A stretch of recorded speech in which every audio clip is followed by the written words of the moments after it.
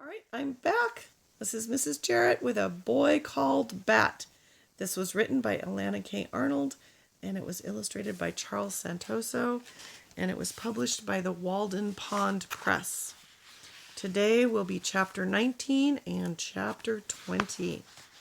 So we've been reading about Bat, his mother, his sister Janie, and their wonderful pet skunk.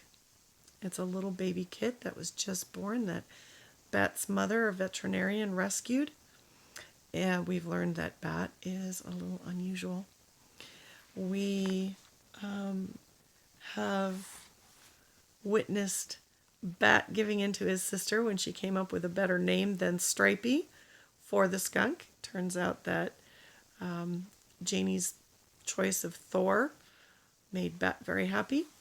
Bat spent the day after school helping the vet tech at his mom's work.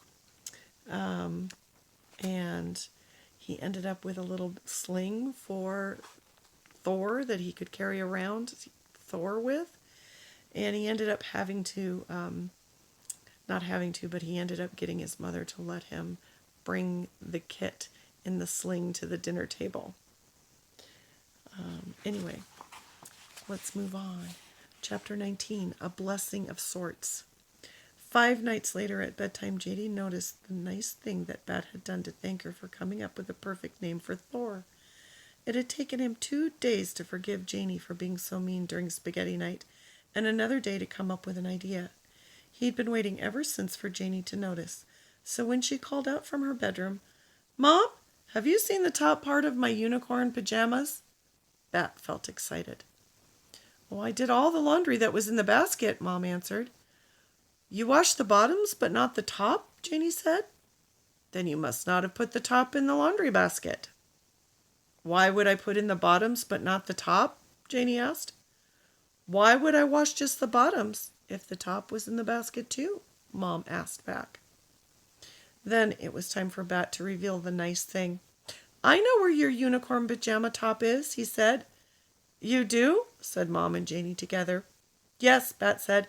"I took it out of the dirty laundry basket." "Why would you do that?" Mom asked. "Because if I waited until after you washed it, then Thor wouldn't recognize Janie's scent." Janie had been the one to name Thor. Even though Bat didn't like the idea of sharing Thor with anyone, Janie had earned the right for Thor to know who she was. "Did you give that rodent my pajama top?" Janie's voice climbed higher and higher. "Actually," Bat said, "skunks aren't rodents. They're Mephitidae. People used to think that they belonged in the same family as weasels, ferrets, and badgers, but this scientist named Dr. Jerry Dragoo figured out that—" "It doesn't matter, Bat," Janie said, interrupting him. "Go get my pajama top right now." "But it does matter," said Bat. Janie was not interested in hearing the difference between Mephitidae and Mustelidae. She refused to listen to anything until after Bat had gone to Thor's enclosure and retrieved the unicorn pajama top from the pile where Thor slept. And when he tried to hand it to her, she wouldn't even take it. "It smells like animal," she said. "It smelled like animal before, too," Bat said, "because I took it from the dirty laundry basket, and it still smelled like you." She didn't scream exactly. Bat didn't know what to call the sound that she made just before she spun around, stomped back into her room, and slammed the door. There they are. The unicorn pajama top handoff. Bat felt tears gathering, ready to spill. Mom came over and hugged him tight. She didn't say anything, but she rocked him back and forth in the way he liked, and after a moment Bat felt the sting of his tears begin to fade. "It was a nice gesture," Mom murmured into his hair. Bat liked the hot warmth of her breath. "Baby skunks are easier than sisters," Bat said. "That may be true," Mom answered, "but there are lots of baby skunks in the world, and you only have one sister." Gently she took Janie's pajama top from Bat's hand. He hadn't realized that he was still clutching it. "Come on," she said. "I'll teach you how to do laundry." "Okay," said Bat, "but first I need to check one thing." He stuck his head into Thor's enclosure to make sure the kit was settled back in after having his nest disturbed. Thor was sleeping soundly, making a noise like a little tiny snore. Bat pulled one of his own t-shirts up over Thor's body, tucking him in. Then he latched the enclosure and followed Mom to the laundry room. "Maybe if we use extra fabric softener," he said, "and make the pajama top softer than it's ever been, then maybe Janie won't be so mad." "I think that is a very good idea," Mom said, "and you can pour it in." Chapter 20, Problems. "Earth to Bat," Mr. Grayson said. Bat looked up. He had been staring at his math work in front of him, but he hadn't been doing the problems. Usually Bat liked math problems because he was good at them and they made sense. Usually Bat asked for extra math problems when he was done with his regular math problems. But today Bat didn't feel like doing the regular math problems even though they were easy. Today all Bat could think about was that time was passing very quickly and that he still hadn't heard back from Dr. Jerry Dragoo, world skunk expert. "You look like you're having a hard time focusing today, Bat," said Mr. Grayson. "I'm not having a hard time focusing," said Bat. "Let me rephrase that. You look like you're having a hard time focusing on your schoolwork today, Bat." "Yes," said Bat. "I am focused on something else."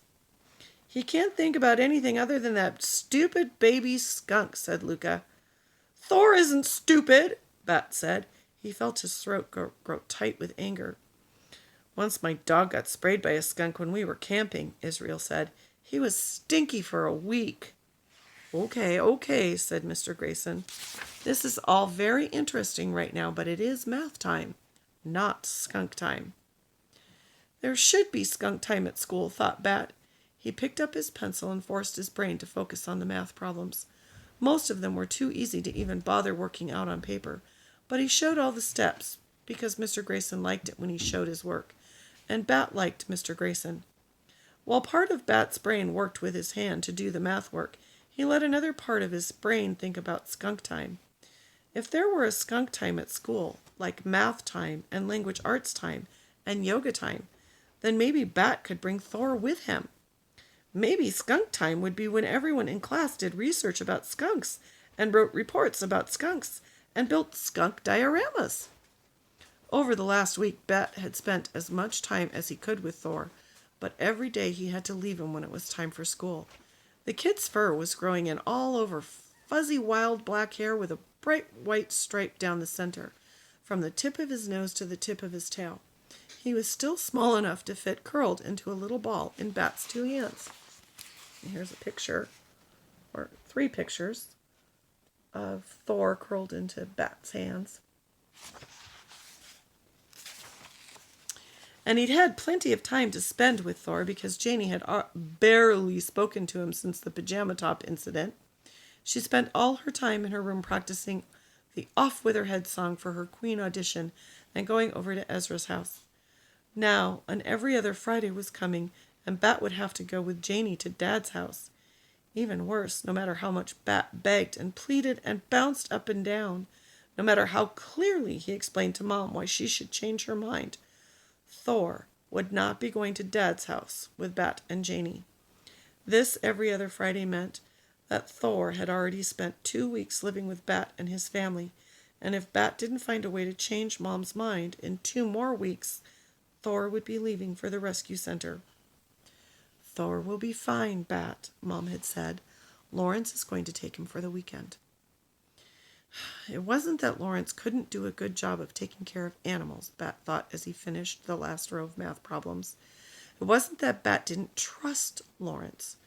It was just that, well, Bat didn't want anyone else taking care of the skunk kit. What if Lawrence did a better job? What if Thor was happier at Lawrence's house than at their house? And even if Lawrence was trustworthy, no one was perfect. What if Lawrence put the animal carrier on top of his car while he unlocked the door, and then he forgot it was up there and he drove away? What if Lawrence went out to get some ice cream and didn't remember to lock the door to his house, and someone broke into it and stole Thor?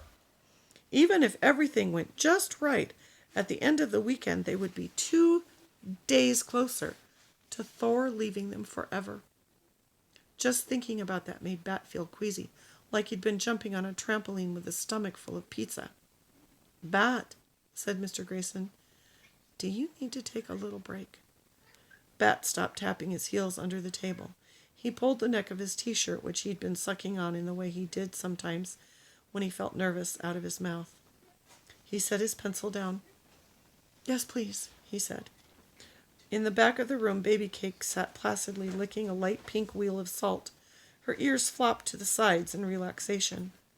Bat wished he felt as calm as Baby Cake's looked.